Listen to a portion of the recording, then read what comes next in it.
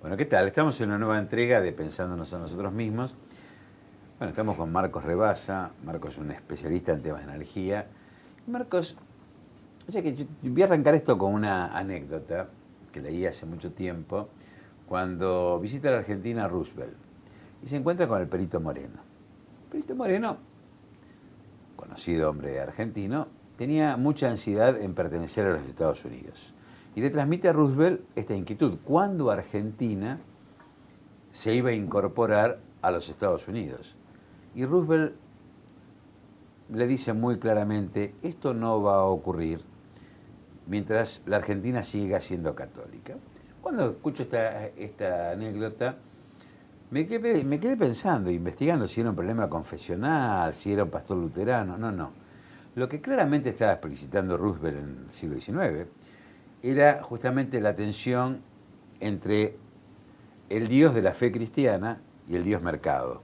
Porque en ese momento había una tensión que Inglaterra era la que estaba queriendo y estaba apropiándose de hecho de algo sobre lo que vos estás trabajando, sobre la potencial riqueza petrolera que desde por entonces se está discutiendo. Hoy, a inicios del tercer milenio, estamos hablando de un enorme descubrimiento del que vos nos vas a hablar ahora, que es Vaca Muerta, los nuevos recursos que aparecen de la energía, que quizás no eran tan nuevos, ¿no? Es decir, que estaban ahí y que descubrimos el agujerito por donde salen. Cuéntanos, ¿cómo ves esta Argentina de inicio del tercer milenio, con este potencial energético y con los innumerables problemas a afrontar? Y que bueno, queremos que nos ayudes a pensar cuáles son los caminos. Cómo no, con mucho gusto. Bueno, José Luis, el tema de Vaca Muerta es un tema muy sencillo por una parte y muy complejo por otra. Veamos, que había un yacimiento con una potencialidad se conocía desde hace mucho, pero la potencialidad era remota porque no había tecnología para aprovechar recursos de gas y de petróleo que estaban a 3.000 metros de profundidad, encerrados en rocas muy duras, muy poco permeables, frente al sistema convencional del petróleo que extrae de gas y petróleo de rocas porosas, de mucha facilidad técnica. Entonces no se lo consideraba en aquella época como aprovechable. Cuando ocurre la revolución tecnológica en Estados Unidos, porque este es el dato de la realidad, que encuentran una forma de aprovechar el gas encerrado en esas rocas o esquistos de gran dureza, enseguida todo el mundo le presta atención a las formaciones geológicas similares a las de Estados Unidos. Y enseguida los servicios de información de Estados Unidos, que sabemos que son muy amplios, muy bien informados, detectan lo que ya se sabía, que esas formaciones estaban en China, en Estados Unidos y en Argentina. Eran las principales formaciones geológicas de ese tipo de rocas, de esos esquistos que contenían gas y petróleo encerrado. El tema era cómo extraerlo. Bueno, Estados Unidos hace 10 o 15 años, no más, consiguió una técnica, obtuvo por experiencia continuada y mejoramiento de la experiencia técnica, una técnica de llegar a esa roca dura, romperla con un sistema de aguas con alta presión y con fórmulas de entrada a la roca, no solo vertical, también vertical, pero también con perforaciones complejas que son como curvas y que entran de diversas formas, como una araña en la roca, la rompen con una serie de productos, con agua y productos químicos a presión y arenas que mantienen los poros abiertos, disculpen la fórmula técnica, y hacen que ese petróleo y ese gas drene hacia afuera como drenaba en el gas y el petróleo convencional. El equipamiento para hacer esas perforaciones y esos procedimientos de agua a presión que rompan la roca son procedimientos técnicos complejos, no de una tecnología excesivamente sutil, no es nanotecnología, no, es tecnología bruta, pero de gran potencia. Y esa tecnología bruta es muy costosa. Entonces, Argentina dice, bueno, así a Estados Unidos le fue bien, ¿por qué no hacerlo acá? Se plantea ahora, después de la toma de YPF para el país, gracias a Dios, a esa medida fenomenal de recuperar YPF, se plantea explotar ese yacimiento. Y ahí se plantean las complejidades, que hasta acá todo venía sencillo. ¿Quién pone la plata? ¿Quién pone los dineros? ¿Quién invierte para hacer rentable ese yacimiento profundo? El primer problema que se plantea es que no es seguro, absolutamente seguro, que ese yacimiento va a dar los rendimientos que se esperan. Nunca ocurre eso en la industria del petróleo. Siempre hay riesgo. Se supone que va a dar un rendimiento buenísimo. Se supone porque es similar a otros yacimientos del mundo. Pero la dimensión de ese rendimiento técnico es una incógnita. Entonces, el que invierte corre un riesgo. Y el riesgo para el país también es que esa inversión puede dar un resultado muy bueno o bueno. Malo no, eso seguramente no. Bueno o muy bueno. Y eso va a depender de cuestiones técnicas y de la formación geológica. Ese es un primer problema. El segundo problema es que eso se va a lograr con el tiempo. Eso no es un beneficio que nos va a llegar en 1 o 2 o 3 años, de ninguna manera. Nos va a llegar de entre 2 y 3 años y 20 años. ¿Cuándo? Tampoco se puede saber porque va a depender de dos factores, de la cantidad de dinero o de inversiones en el tiempo que se ponga y del rendimiento mismo, como decíamos, de los yacimientos. Entonces, puede ser que a los 20 años recién produzca o que al tercer o cuarto año se encuentren fórmulas técnicas o yacimientos o puntos del yacimiento mejores que otros, porque hay que pincharlo. Este sistema de fracking, como se llama, exige perforaciones continuas cada 20, 30 metros una perforación, no es un sistema de un pozo y a los 5 kilómetros el otro. Entonces es un sistema de factoría que le llaman, que se pincha y se producen pozos uno al lado del otro. Pero eso recién cuando se descubre que en esa zona hay buen rendimiento. O sea que esto lleva años. ¿Y por qué digo estas dos cosas? Porque el desafío de Argentina hoy es cómo manejar esas inversiones y cómo manejarlas en el tiempo. Esos son los dos grandes desafíos. El apuro por resolver las cosas ahora, cuando sabemos que esto va a llevar tanto tiempo, no es conveniente, porque es irnos de boca hacia beneficios exagerados hacia esas inversiones cuando no sabemos durante cuánto tiempo se van a obtener el rendimiento de esos yacimientos y por ahí se nos va la mano en exagerar esos beneficios y por ahí hasta nos quedamos cortos. Prueba y error. Acá hay que ir prudentemente, paso a paso, dando beneficios a las primeras etapas, prever las segundas cómo se van a realizar, tener mucho cuidado en establecer legislaciones a 30 o 40 años cuando no sabemos este recurso no renovable cuánto nos va a durar. Estos recursos tienen la característica de que son no renovables. El día que se terminó el yacimiento de Vaca Muerta, hay que cerrar. Eso se cerró. Pueden durar 20, 30, 40 años, pero el día que se terminó se cerró. Y si nosotros no hacemos como Brasil, por ejemplo, que tiene una riqueza similar en el mar, que se le llama presal, vulgarmente. ¿Qué es el presal? El presal son yacimientos fabulosos de petróleo y gas debajo de una capa de sal que está a 3.000 metros de profundidad en el mar. Hay que perforar 3.000 metros, 1.000 metros de sal y otros 2.000 metros de roca bajo el mar. 7.000 metros, una locura. En medio del mar, 7.000 metros. Brasil está atrás de eso. Eso le va a rendir en el año 2020 una gran riqueza. Están empezando. Entonces ellos están previendo industria brasilera para las plataformas submarinas.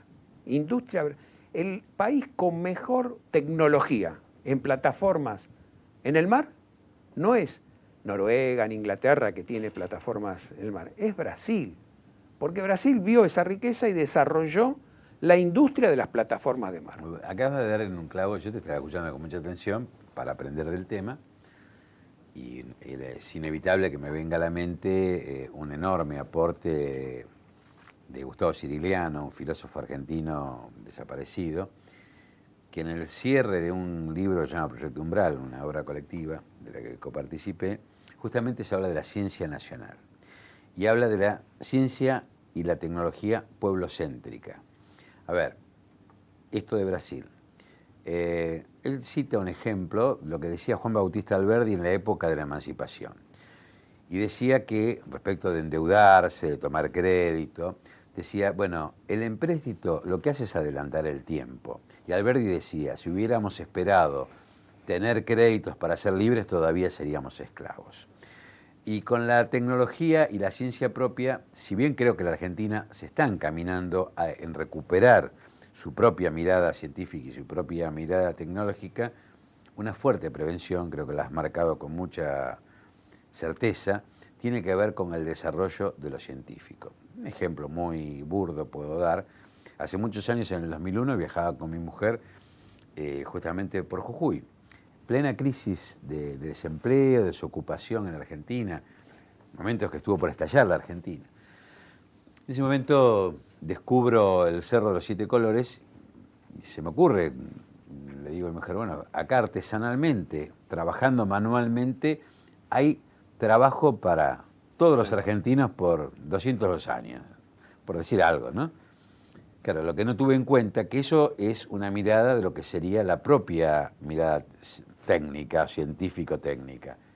Sacarlo artesanalmente, la del mercado, sacarlo rápidamente y aparece la minería a cielo abierto que rápidamente vuela a la montaña y en 5 minutos lo resuelve. Con este ejemplo creo que lo podríamos traspolar a las ansiedades por el petróleo. Está bueno, y acá es donde la madurez de la política es indispensable, que más allá de los matices de las miradas partidarias, la Argentina tenga un punto de encuentro en la mirada nacional de un futuro que se tiene que construir con una base muy amplia y lo más desinteresada posible del interés particular y sí de privilegiar el interés nacional. Claro.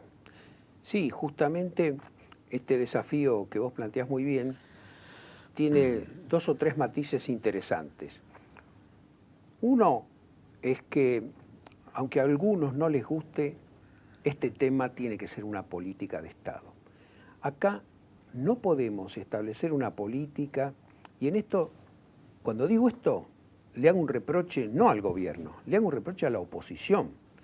Porque la oposición que quiere trabajar junto con nosotros en varios temas, en este tema no está dando un buen ejemplo. Y acá hay que acordar una política de largo plazo. Este tema no se puede acordar en este apurón en el que yo veo, y aquí dejo un pequeño matiz de crítica, sobre el tema de Vaca Muerta y los no convencionales. Tenemos que parar la pelota. Como este es un beneficio a 5, 10 años vista, la lógica política es que no podemos resolver leyes ya a los apuros porque nos puede salir mal. Nosotros tenemos que hacer una política de Estado, consensuar algunos temas básicos para que futuros gobiernos no la modifiquen y seguir con este plan de YPF Argentina. Pero YPF Argentina, cuidado, el segundo matiz que te digo es no tenemos Estado. Lamentablemente en el tema energético... Te voy a parar un segundo, pero no tenemos Estado y vamos al próximo bloque a explicarlo más en profundidad porque lo amerita. Y ya volvemos, seguimos con Marcos Rebasa pensándonos a nosotros mismos.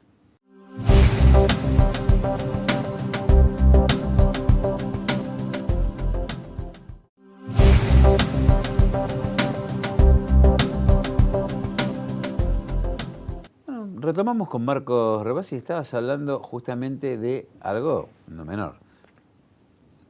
¿Cuál es la política de Estado? ¿Qué es esto que estás reclamando? Hacer una política de Estado implica que hay Estado. Claro. Y en este tema energético, lamentablemente, y vos sabés muy bien que yo soy parte de este proyecto nacional, y entusiasmadamente parte de este proyecto nacional, lo que no quita hacer observaciones. y comentarios. Uno de ellos es que hemos perdido algún tiempo en modificar las estructuras que heredamos de los 90. Los 90 deshicieron el Estado y especialmente lo deshicieron en servicios públicos y en energía. No hemos podido reconstruirlo del todo.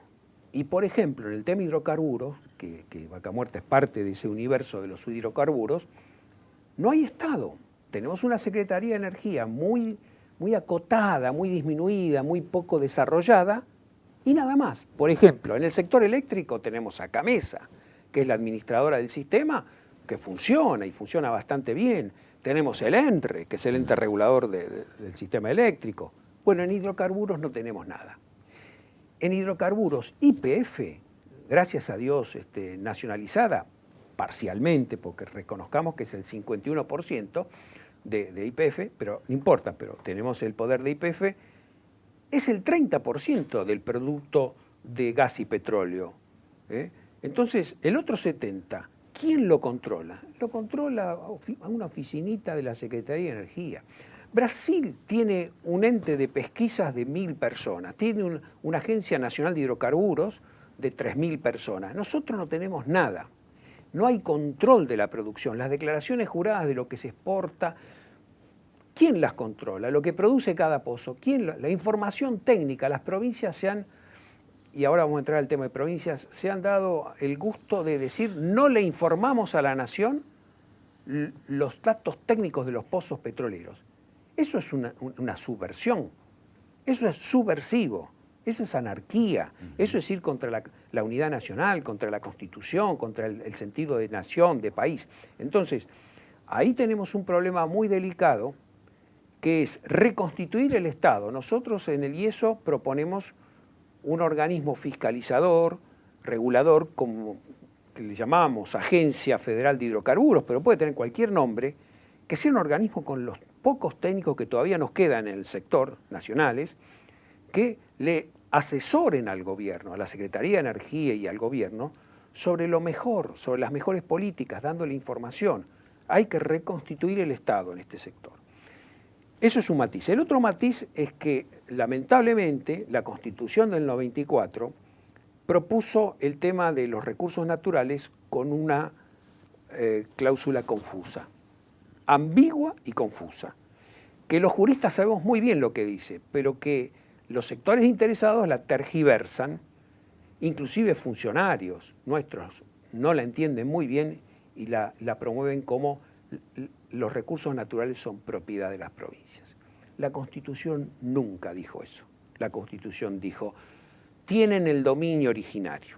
Y el dominio originario, para cualquier abogado que más o menos haya estudiado el tema, es un concepto del derecho minero que viene desde la colonia y que se refiere a la soberanía del Estado sobre el territorio, es lo que se llama el dominio eminente.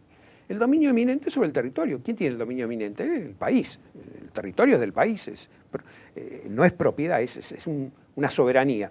Entonces, el dominio originario de los recursos naturales es de las provincias y no de la nación, que es la vieja polémica histórica. Está bien, está perfecto. Las provincias tienen la capacidad de regular el sistema. Pero esa es una cláusula de la Constitución. La Constitución tiene muchas cláusulas. Y todas las demás cláusulas le dicen a la nación, vos fijás las políticas. Vos tenés el Código Minero como un código nacional. Los hidrocarburos son parte del Código Minero. Entonces, todo lo otro le dice a la nación, vos fijás la política, vos fijás los presupuestos mínimos, vos fijás todo. Y las provincias lo ejecutan. Bueno, acá se tergiversó todo eso. Y salieron los gobernadores a decir, los recursos naturales, la propiedad es nuestra. Vos fijate lo ridículo del concepto. Y el recurso natural suelo, el suelo, que es el recurso natural más importante que tiene la humanidad, entonces, si es propiedad de las provincias, Scioli hoy es rico. Bonfatti tiene una riqueza espectacular, de la Sota ni hablar, porque el suelo es de ellos. Y te pueden pedir una renta como piden las provincias. Te pueden pedir la renta del suelo y entonces el país entra en la anarquía.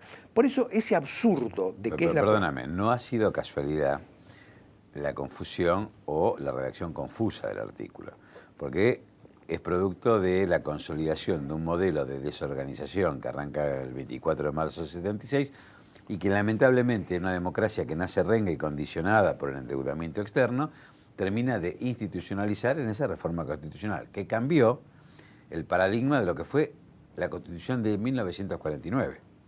Es todo lo contrario. Todo lo contrario. Entonces, digo, y que agrega, y que es un tema cultural que en algún momento seriamente vamos a tener que debatir, una cuestión también de dominio sobre lo que llama pueblos originarios, que si bien la Argentina tiene primeros habitantes, no tiene pueblos originarios, bueno, genera una tensión con mapuches y guaraníes con sede en Londres, prohijados por Inglaterra. Digo, nada de esto me parece a mí casual, y la historiografía diquelógica, por lo menos, como diría el profesor Goldschmidt, que la historia de lo justo y de lo que corresponde, o el cambio que aspiramos a hacer, en algún momento va a tener que plantear seriamente estas cuestiones para que no haya dudas, porque cuando hay letras confusas aparecen los griesa, como aparecen con los fondos buitres, que pueden interpretar una cosa y la otra. Somos los dos abogados, pero bueno, yo prefiero las cláusulas pristinas, bien claras, para que no quede ningún derecho cuestionado. Pero hecho este comentario que bueno, que me venía a cuento de esta entrevista, estamos ante un momento muy importante de la Argentina. De una Argentina que se le dijo alguna vez que su carbón no servía, que había que importar carbón porque era malo el de Río Turbio. Una Argentina que se le dice que bueno, que tiene los recursos que se le agotan o que siempre estamos al final del camino, y tenemos una Argentina maravillosa. Espectacular. Contanos, ayúdanos a pensar esta Argentina que podemos construir y que podemos mejorar. Tomemos lo bueno hecho, critiquemos, yo no creo en el pensamiento crítico. Uno adhiere a lo que cree que está bien, lo que tiene que tener es justamente la adultez y la madurez de criticar con altura para construir en positivo. Sí. ¿Qué es lo que nos falta? ¿Qué es lo que crees que hay que hacer, Marcos Rebasa? Bueno, yo creo que estamos siguiendo tu línea de pensamiento en un muy buen momento. Hemos recuperado YPF. Eso no es poca cosa. Yo dije que la privatización de YPF había sido el error de política económica más grave del siglo XX. La Argentina había cometido muchos errores, pero no uno tan grave. Y esto me lo señalaron en Europa. A mí la gente del sector energético me decía, ustedes están locos, ustedes están privatizados. No fue casualidad, ¿no? Martínez de Oz lo dio en garantía de la deuda externa. Absolutamente. Lo preparó. Todo tiene que ver con todo. Esto es parte. Y hoy día también se habla de que Griesa y los fondos buitre lo que quieren en el fondo es agarrar vaca muerta. Por eso digo que hay que ser muy prudente, muy inteligente. Estamos en un buen camino. Recuperar YPF fue importante. Vienen pasos siguientes. El primer paso siguiente, de cualquier manera que sea, hay que constituir el Estado. En el sector energético hay que reconstruir el Estado. Ya hay unas medidas nuevas que yo aspiro a que sean, y por qué no creerlo, que son muy positivas, que es estos cambios en la Secretaría de Energía. Esto es un signo positivo. Una Secretaría de Energía dormida que no pudo hacer nada. Quizás no la dejaron, pero no importa, no hizo nada. Estos cambios preanuncian cosas positivas. Pero ¿qué falta? Hay que reconstruir el Estado. El gobierno no es el Estado. Vos sabés muy bien, como abogado, que una cosa es el gobierno, otra el Estado. El Estado es lo permanente. Nos queda tiempo, ahora se está discutiendo una ley, es una gran posibilidad que se incluya en esta ley algún elemento de reconstrucción del Estado. Hasta ahora no apareció. Hasta ahora la ley es una puja entre nación y provincias que hay que resolver, que yo creo que hay que resolverla inteligentemente, pero le falta a esa ley, o saldrá otra futura, que establezca organismos del Estado para promover, regular esta enorme riqueza de los no convencionales. Ese es un tema fundamental que yo creo que hay que hacerlo. La reconstrucción del Estado se impone. Y después establecer una política energética que incluya la diversificación de la matriz. No podemos tener un país 90% dependiente de gas y petróleo. Hay que reconstruirla. Eso es un trabajo a largo plazo.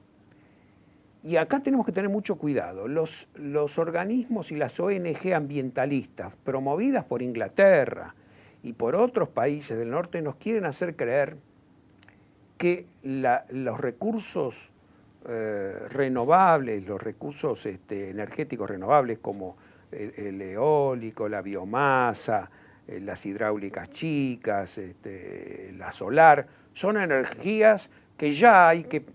No, Esto es un trabajo a 10, 20, 30 años vista.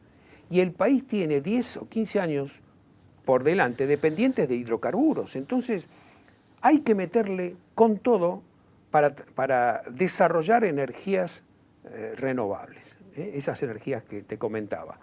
Pero no es un tema que hoy resuelva de ninguna manera el problema de la matriz energética por muchos años. Hay que tener mucho cuidado en eso. Marcos, diste una clave que me parece, la vinculo con otra cosa, siempre lo repito, pero hace años que lo repito y es útil, lo que es el nuevo paradigma de análisis científico, el nuevo modelo de análisis científico.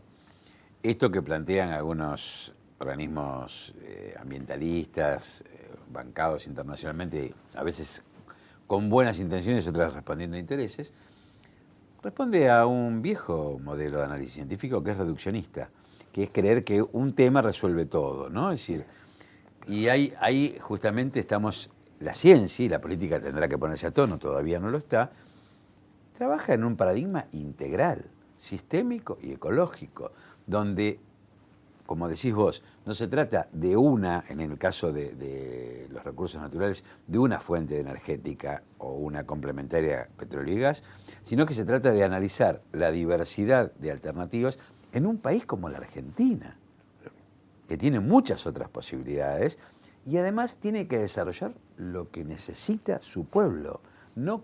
Porque hablábamos en otro programa de otro tema, de las viviendas sociales, las respuestas sociales. O el Estado existe y planifica para su comunidad, para su pueblo, o los negocios deciden qué se hace con la vida de los pueblos. Absolutamente. Alguien lo hace. ¿Alguien lo hace? Entonces, bueno, ¿qué es lo que tenemos que seguir haciendo? Y bueno, nosotros tenemos que empezar ya con las energías no convencionales. Renovables. Renovables, pensando que ahora no van a resolver el problema, sino en el futuro. Y meterle con todo a la explotación de no convencionales y a la tradicional explotación de petróleo y gas, que se ha dejado un poco de lado y es la que nos deja vivir y tener hoy día energía. La energía hoy la tenemos en un 90%, 95% en función de yacimientos de petróleo y gas tradicionales. Y eso no se puede abandonar, es más, hay que trabajarlo mucho más mientras se desarrolla este largo proceso de vaca muerta, que es largo. Entonces hay que trabajar mucho esto, hay que tener un Estado que controle y deje funcionar esto, y por sobre todo, para no caer en esquemas de primarización de la economía, que es una tendencia nuestra muy vieja, hacer del desarrollo de no convencionales y de energías no renovables como las eólicas, renovables como la eólica, industrialización argentina.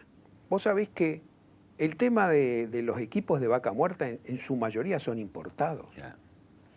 No es nanotecnología, vuelvo a decir, no es una... No es imposible, y aunque lo fuera, no es imposible que lo desarrollemos. Nos llevará un poco más de tiempo. Tenemos gente de una preparación como el INVAP, científica o técnica de primera, pero no tenemos desarrollada una industria de suministros para la industria petrolera para el tema no convencionales. La tenemos para convencionales. Entonces, el desarrollo de no convencionales implica tecnología, no ciencia. Ciencia existe. Hay tecnología que hay que desarrollar acá, promoviendo empresas en este sector, y yo observo que todavía vamos demasiado lentos en ese aspecto. Porque, ¿qué puede ocurrir?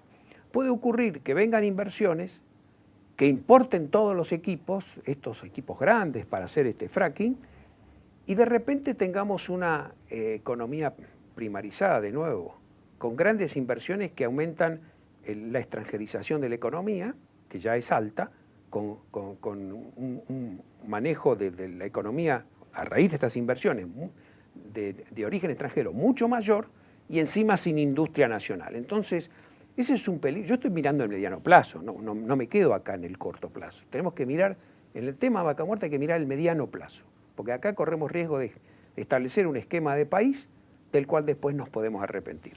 Marcos Rebasa, cerrando ya, ya te invitaremos nuevamente porque realmente el tema lo amerita y tu aporte es muy importante para nosotros. Quiero despedirme de la audiencia.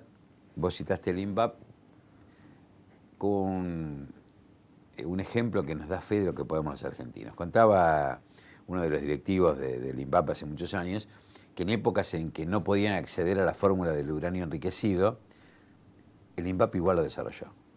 Los argentinos pudimos. Y yo digo, como cierre de este Pensándonos, pudimos y podemos. No creamos que tenemos que importar todo hecho, sino que hay mucho por hacer y que somos muy capaces de hacerlo como lo hemos hecho. Y lo vamos a hacer, no tengo duda. Muchas gracias, Marcos Rebasa, y te invitaremos próximamente a que nos ayudes a esto de seguir pensándonos a nosotros mismos. Gracias a vos y a este programa.